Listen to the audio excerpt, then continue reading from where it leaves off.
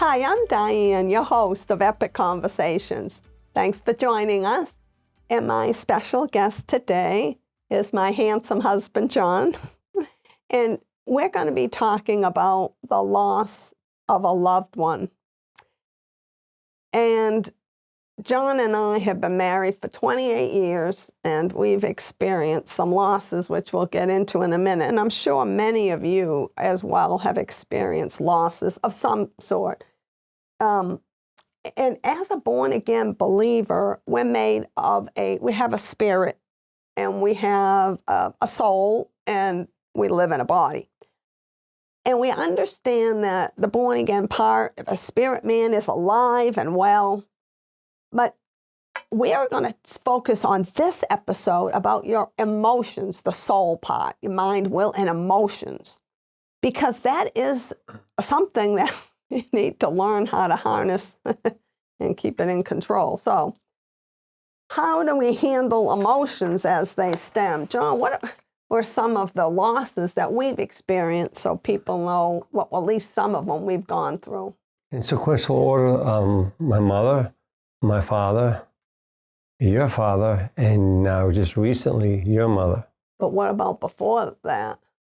A few people I knew in the military. What about the 2 miscarriages? Oh, yeah, I'm sorry, thank you. And the tubal pregnancy. 2 miscarriages and tubal pregnancy, yes. And also, even though this is about the loss of a loved one, there's also losses of jobs.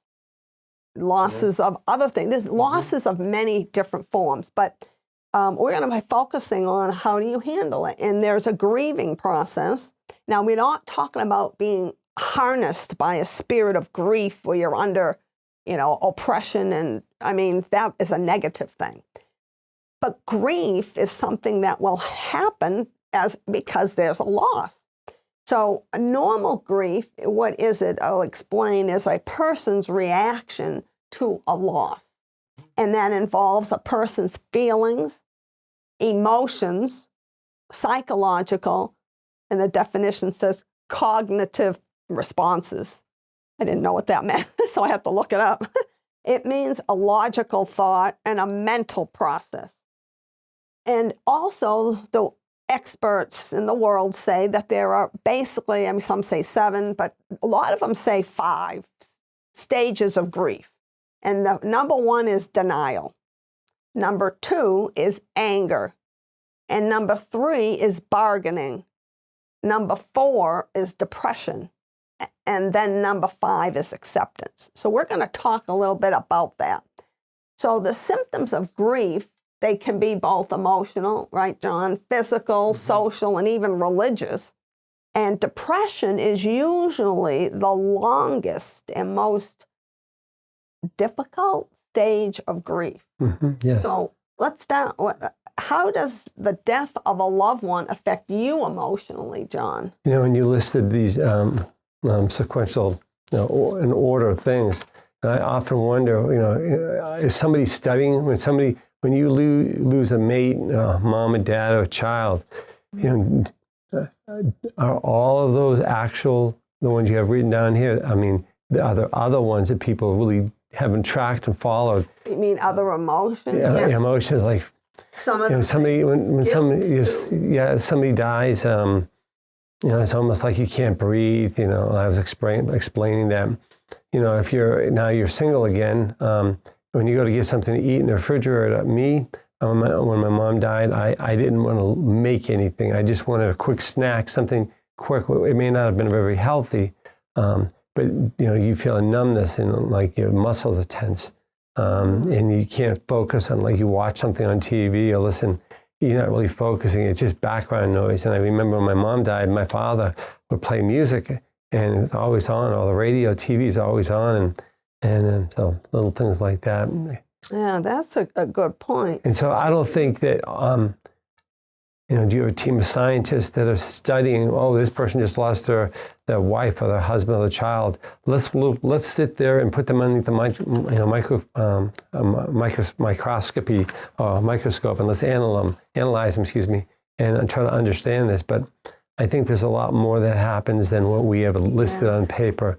And each person when a person dies, or there's a loss, and a loss of a job, I don't think, because you can get another job, but the person who's passed, whether it's a child, a parent, a loved one, and in some cases, people who lose a dog. I knew a guy that lost his dog, and he grieved for like 4 or 5 months. So I think individual people go through it differently. That's right. And that's a good point. You can't replace the exact same person, with something else. You may feel angry even at the thought of the loss or the lack of understanding from other people. And sometimes you try to express your loss, like the guy who lost his dog, and maybe somebody else might not be a fond person of dogs, and they'll go, well, get over it. Well, I can remember when the guy came and told, he was acting a little bit different than he normally did. Yeah.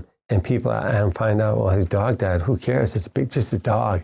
But to him, it was something special. They had some sort of a bond, and now it's gone. Exactly. That's a good point.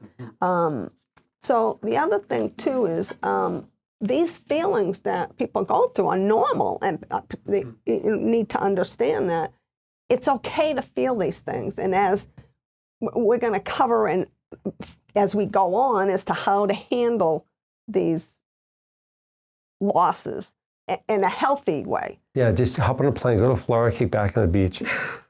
No, that could be one. What does grief do to your body? I mean, grief can cause back pain, headaches, stiffness, and like the pain is caused by an overwhelming amount of stress hormones. I never really would have thought of that when I was doing some research. The stress hormones being released during this grieving process, and these effectively stun the muscles. Like a stun gun, they stun them. So stress hormones act on the body in a similar way, like to a broken heart syndrome. So have you experienced some of these physical things? I can recall when like my mom died. When you go about your day, your thinking methods are different. When you talk about the muscles, I just remember feeling numb. Even though people are trying to be helpful to you and very careful and very gentle around you, you just kind of nonchalantly don't even realize that they're there. Because you focus, if you focus on the death of the person, that's all you're focusing, now what's going to happen to the rest of, if it's your wife or husband, now what are you going to do, or your child, now what's going to happen to the rest of my life? You said, in my mind, my brain would start spinning, what's going to happen now?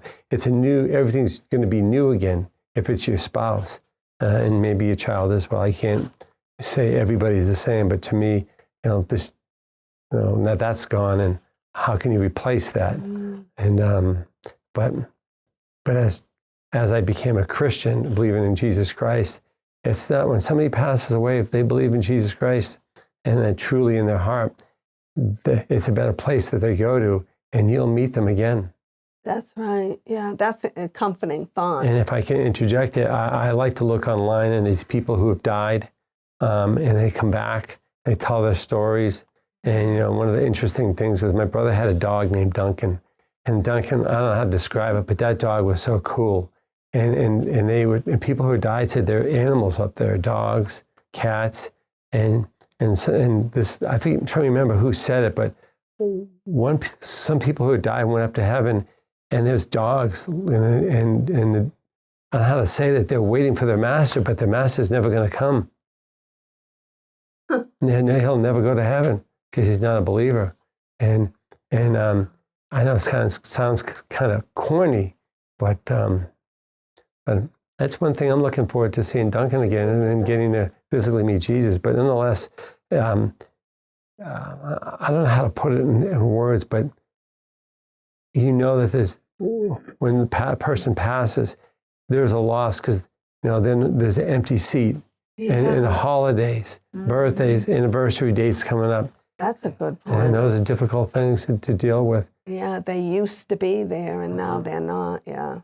And if you go over that person's house, I know certain people die in their family. Oh, you can't sit in that chair. That's my mom's chair.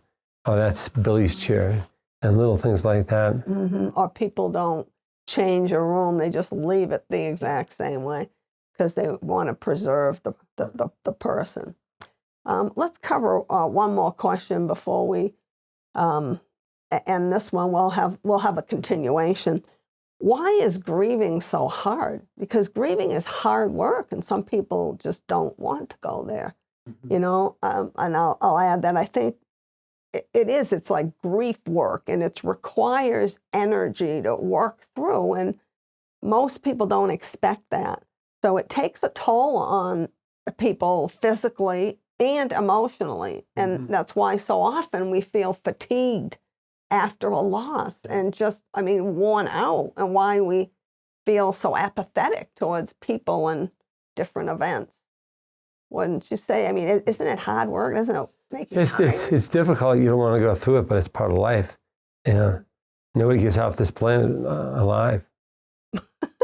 Nobody leaves here alive. And nobody takes all this stuff either. Did you ever see a U-Haul attached to the back of a hearse? Don't even think about it. The only thing you can take with you are relationships, other people.